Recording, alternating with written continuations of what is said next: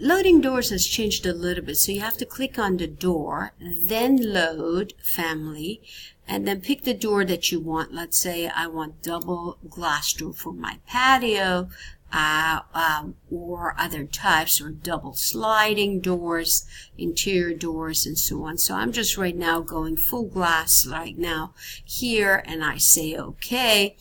And I like to make it 68 by 80 for now, and then I can always change it, and I can just place it, let's say here. I can always change the location. I can put another one right here, or off the dining room here. I can place another one here, and you have actually seen how to do the door.